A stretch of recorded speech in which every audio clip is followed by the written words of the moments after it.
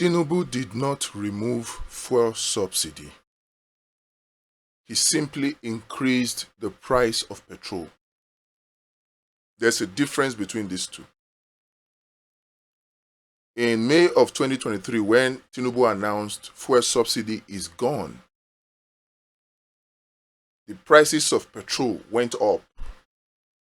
Now, many argue that we could no longer pay fuel subsidy, or we could no longer sustain the payment of fuel subsidy, that we were spending 98% of our revenue on paying fuel subsidy or paying the interest on the loan of fuel subsidy, all manner of narratives. But here's one question for you. Can you pay what does not exist? Can you remove what is not there? Fuel subsidy was not there. Tinubu only increased the price of petrol. Am I the one saying this? The answer is no. If there is anybody who should know about payment for fuel subsidy, it should be the Group Chief Financial Officer of the NNPC under Mele Kyari. The Group Chief Financial Officer came out and told Nigerians, not behind closed doors, in front of media, in front of cameras. He was aware that the cameras were rolling and were recording, and he was being broadcast to the whole world. And still, he went on to boldly say that the NNPC did not pay a dime for fuel subsidy. Take his word for it, not mine. Anybody who says that we paid fuel subsidy will effectively be saying that the Group Chief Financial Officer of the NNPC was lying when he said that from 2015 to 2024, that the NNPC did not pay a dime. So if the NNPC did not pay a dime for fuel subsidy from 2015 to 2024, according to NNPC top executives, which subsidy did Tinubu remove?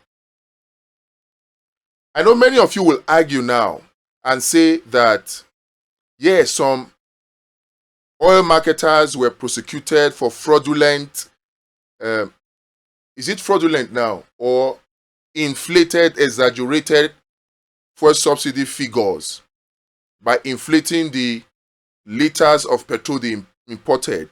In fact, that some were prosecuted for bringing fake invoices for fuel that was not even delivered at all.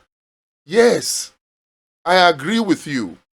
That is the fuel subsidy fraud that even Buhari spoke about before he came to office. Now, there's a difference. Two regimes of subsidies. There's a subsidy regime under Jonathan. It's called the OPA, Oil Processing Agreement. There is a subsidy regime under Buhari. That was the Direct Sale, Direct Purchase Agreement. Now, under OPA, the arrangement was so loose that some oil marketers could just bring invoice and say they imported fuel when they did not even import anything, and they collected money. Is that subsidy? No, that is subsidy fraud. And that subsidy fraud was prevalent under Jonathan during the time when Desiani was the Minister of Petroleum Resources. But things changed when Buhari came. First of all, Buhari told us flat from 2015, no more subsidy. That was the time, if you recall, when Ibe Kachiku was the Minister of State for Petroleum Resources. No more subsidy. That was what he told us, 2015 to 2016. But guess what? Mele Kyari started choking this fuel subsidy thing back into the Nigerian system from late 2016 to 2017. In fact, at that time, if you recall, Ibe Kachiku kept resisting that there was no fuel subsidy. No fuel subsidy. But then, Mele Kyari, as the group GMD of the NNPC, kept putting that fuel subsidy into their books. When Ibe Kachuku confronted Mele Kyari, guess what? If you remember, that was when Mele Kyari came and said he does not report to Ibe Kachuku as the Minister of State for Petroleum Resources, that he reports directly to Buhari, who made himself the Minister of Petroleum Resources. So, two regimes, that small gap between 2015 and 2016, there was no fuel subsidy until Mele Kyari started bringing it back under the name of the direct sale, direct purchase agreement. Now, it is that direct sale, direct purchase agreement regime of the fuel subsidy that the group chief financial officer of the NNPC has come to say that during that period, from 2015 to 2024, that they did not pay a dime for fuel subsidy. Anybody who goes to market, who believes that a subsidy was being paid, either does not understand how the direct sale, direct purchase agreement worked, or is deliberately being mischievous or trying to cover up the corruption in the oil and gas sector. Tinubu did not remove fuel subsidy. He simply increased the price of petrol.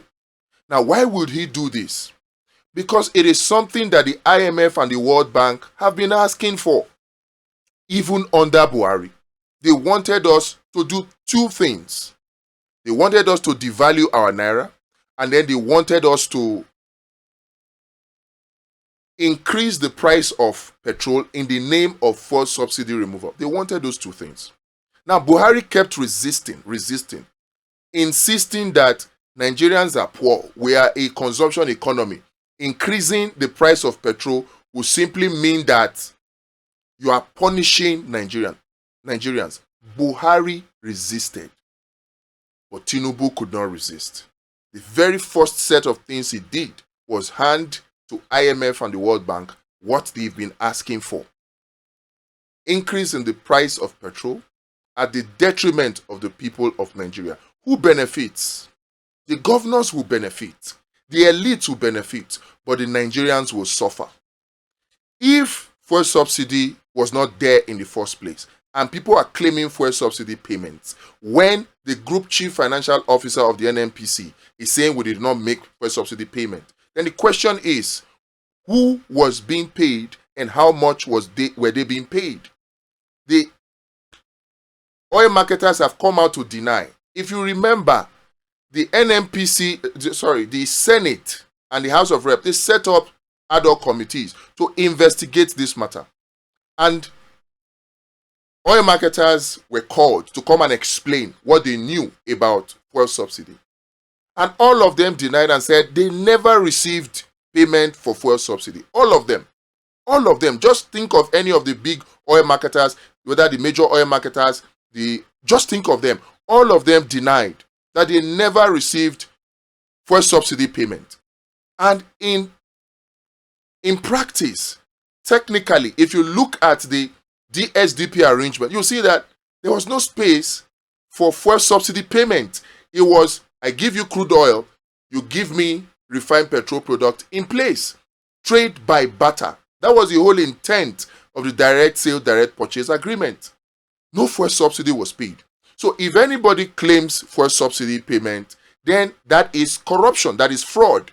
And any serious government, any serious president who loves the people, what they would have done upon assuming office would have been to expose that corruption, to expose that fraud, go after the persons who ate those money, retrieve that money and use it to fund the economy. That's what a president who actually also now made himself the Minister of Petroleum, that's what he would have done. Is that what Tinubu did? The answer is no. Did he prosecute any of those people? The answer is no. Did he expose the corruption in the oil and gas sector? The answer is no. Corruption in the NNPC? The answer is no. But what did he do? He increased the price of petrol. He devalued the naira. Two things that the IMF wanted. Two things that they know will make life harder for Nigerians. But they did it anyway, and they continue to explain it away. Let Nigerians know. Let the whole world know. For those who don't already know, because we already know, that Tinubu did not remove fuel subsidy. He simply increased the price of petrol to punish Nigerians and to favor the IMF and the World Bank, to make them happy with him, perhaps so that they will continue to protect his information, concerning this whole CIA asset thing.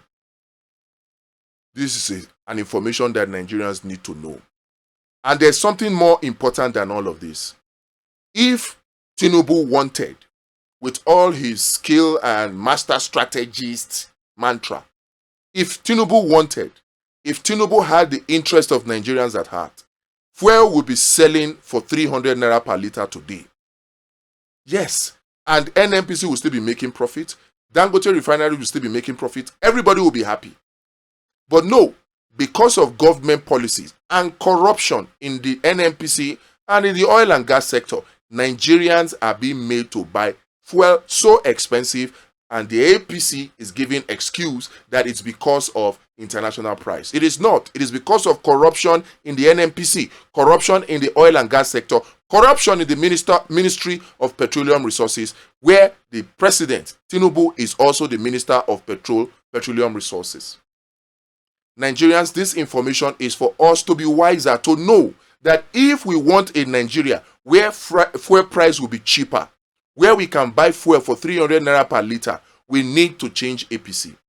One thing that annoys me so much about the APC is that they have become so arrogant in their draconian policies. So arrogant, they simply don't care. They do things, and I look at what they do, and I ask myself, do these people even know that Nigerians have brains to think or have feelings at all? They just simply don't care. They do it, what can you do? If not for anything, for the fact that we should teach the APC a lesson. We should bring them back to planet Earth. We should call them back to reality. If it's just for that, APC should be voted out in 2027. If not for the fact that you want free fuel. Some of you may be comfortable with buying expensive fuel. But if not for anything, you want Nigeria to be better, then APC must go. Tinubu must go in 2027. Of course, no vacuum in nature. Then the next best alternative is Peter Obi.